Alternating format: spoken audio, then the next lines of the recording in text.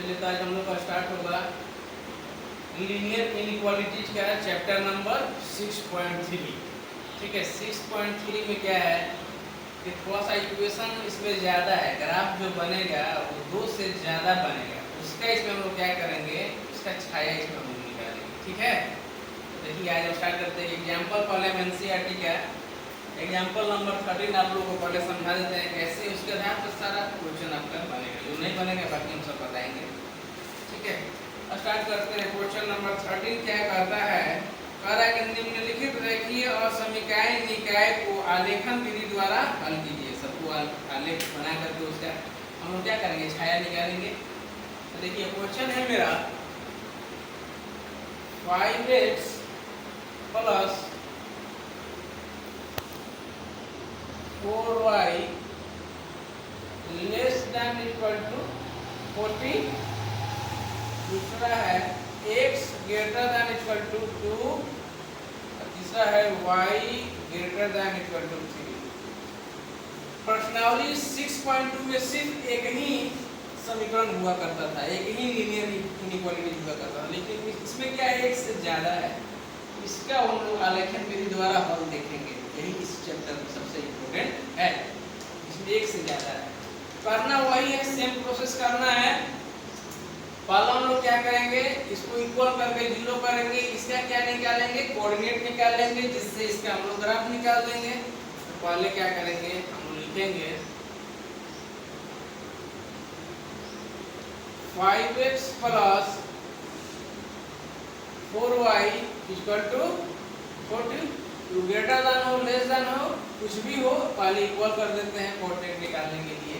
तो हम लोग सबसे आसान विधि क्या करेंगे, 0 0 रखेंगे, पहले x बराबर 0, इस पर y बराबर 0, आसानी से, क्योंकि मेरा 0 रखेंगे तो y कोऑर्डिनेट मेरा निकल जाएगा, और y 0 रखेंगे तो x कोऑर्डिनेट निकल जाएगा। यहाँ x बराबर 0 रखने पर रखेंगे तो क्या मिल जाएगा मेरा, 5x क्या हो जाएगा मेरा 0 plus 4y equal to 40। y equal to क्या मिल जाएगा, 10 चौके 40, 10 मिल जाएगा। तो जो मेरा पॉइंट मिल गया x बराबर 0 को y 10, यानी कि 0,10 एक मेरा ये पॉइंट आपको मिल गया।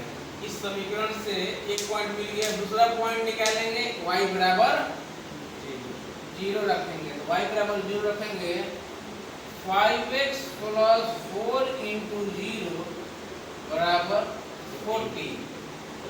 यहाँ मिल जाएगा 5x equal to 40, x equal to 8, यानी इसका जो पॉइंट मिल गया वो 8,0, ये मेरा पॉइंट मिल गया। ठीक है, अब देखिए x तो डायरेक्ट है, इस समीकरण को कुछ हल नहीं करना है, x बराबर 2 है ना, वो x इक्वल टू 2, इसमें कुछ हल नहीं करना है, एंड y इक्वल टू 3। अब देखिए मेरे पास ये पॉइंट मिल गया और ये मिल गया, इससे इसका ग्राफ x बराबर 2 का ग्राफ बनेगा, इस समीकरण से y बराबर 3 का ग्राफ बनेगा, और इस समीकरण से 2 पॉइंट मिल गया, इसके थ्रू एक ग्राफ बनाएंगे। देखिए आलेख, हम लोग आलेख विधि से ग्राफ को रिप्रेजेंट कर रहे हैं। मेरा क्या है, 0 से 10 तक है, यहाँ ले लेंगे 1 2 3 4 5 6 7 8 9 10।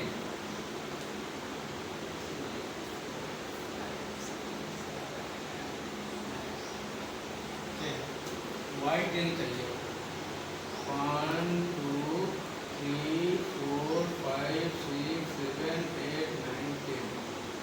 1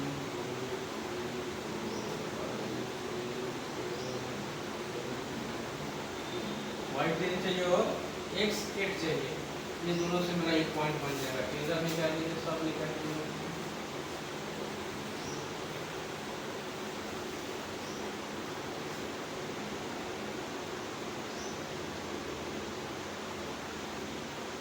मेरा माइनस में नहीं है, इसलिए इस चीज़ की हमको जरूरत नहीं है, फिर भी हम लिख देते हैं -1 -2 -3 -4 -5 -6 -7 -8 -9 -10 जैसे -1 -2 -3 -4 -5 -6 -7 -8 -10 चलेगा।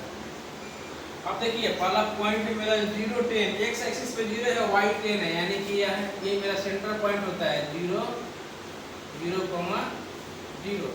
तो पहला एक्स एक्सिस 0 है और वाई 10 है, यानी ग्राफ का पॉइंट ये मेरा होगा। दूसरा है एक्स 1 है और वाई 0 है, यानी कि ये होगा। यानी कि मेरा ग्राफ बनेगा, कैसे बनेगा? ऐसे बनेगा, इसमें कोई दिक्कत? ये पॉइंट ये जो पॉइंट होगा इसको क्या बोलेंगे? 8, ये जो पॉइंट हुआ 8, 0 हुआ, और ये जो पॉइंट हुआ 0, 10 का हुआ। ये जो ग्राफ हुआ उस ग्राफ में जो समीकरण का ग्राफ उसका हम नाम यहाँ लिख सकते हैं, 5x + 4y = 40, इसका ये ग्राफ है, ठीक है। अब इसको हम लोग सत्यापित करेंगे, इसके आधार पर इसका हम लोग छाया निकालेंगे। छाया निकालने का रूल है, चेक करेंगे, क्या करेंगे हम लोग? सिंपली 0 0 इस पे रखेंगे ना, असमीकाय में रखेंगे। असमीकाय में क्या करेंगे हम लोग? 0 0 रखेंगे। इसका छाया किधर बन रहा है? सेंटर की ओर बन रहा है या सेंटर की बाहर की ओर बन रहा है? इसमें 0 0 रखेंगे। तरफ पे देखिए तो 5 × 0 0 + 0 <= 40। तो 0 <= 40 तो सत्य है। 0 40 बड़ा होता है 0 से, तो सत्य है। इसका जो ग्राफ बनेगा वो सेंटर की ओर बनेगा। देखिए अब इसको पूरा साइडेड मत कर दीजिएगा, इसको इस तरह से एरो से निर्देशित कीजिएगा। साफ बनाने के लिए काम कर रहे हैं। क्या बनाने के लिए? साफ सुथरा क्लियरिटी आए, इसके लिए हम सिर्फ यहाँ एरो दिखाने का मतलब इसका एरो इस साइड में, यानी कि इसका जो छाया बन रहा है वो सेंटर की ओर बन रहा है, ठीक है, सेंटर पे बन रहा है। दूसरा है मेरा समीकरण x > 2, यानी x = 2। x = 2 कहाँ मिलेगा? इस पॉइंट में मिलेगा ना? x = 2 यही मिलेगा, ऊपर नीचे कुछ नहीं। x = 2 के लिए y 0 है, मतलब x = 2 पे y का कुछ भी वैल्यू लीजिएगा तो 2 ही मिलेगा, ठीक है। वो क्या मिलेगा? वही, क्योंकि तो कांस्टेंट हो गया ना, y का कुछ वैल्यू नहीं रख सकते हैं। x = 2, ये कांस्टेंट यहाँ हो गया। तो इसका जो ग्राफ बनेगा वो सीधे ऐसे बनेगा, ठीक है। एक बात समझ लेते हैं, ऐसे बनेगा। y = 3, y = 3 मतलब ये y का कोऑर्डिनेट क्या है? 3 है ना। ये जो बनेगा x का किसी भी वैल्यू के लिए y का मान 3 ही रहेगा ना, ये ऐसे बनेगा। तो बात यहाँ ये है कि x जो है <2 है, x का जो वैल्यू है 2 से क्या है? बड़ा है ना। x क्या है यहाँ? 2 से बड़ा है, यानी 2 से बड़ा। इसका ग्राफ किधर जाएगा? इधर तो x इधर, ये किधर शो करेगा? अब यहाँ चेक कीजिएगा तो 0 रखिए, 0 रखिए तो 0 बड़ा होता है 2 से? ना, नहीं होता है। इसलिए इसका जो ग्राफ, इसका जो इंडिकेशन किधर होगा? सेंटर से बाहर की ओर। बात को समझिएगा। और y = 3 है, y = 3 मतलब y > 3, यानी कि यहाँ 0 रखिएगा तो सत्य नहीं ना होगा, यानी कि y का जो मान 3 से बड़ा है। इसका ग्राफ किधर जाएगा? सेंटर से ऊपर की ओर जाएगा। अब एक बात बताइए, एक बात जरा बताइएगा, छाया मेरा क्या बनेगा? बताइए। इसका छाया देखिए इधर बन रहा है, इसका छाया इधर बन रहा है, इसका छाया इधर बन रहा है। तीनों का जो कॉमन होता है, तीनों का कॉमन छाया कहाँ बन रहा है?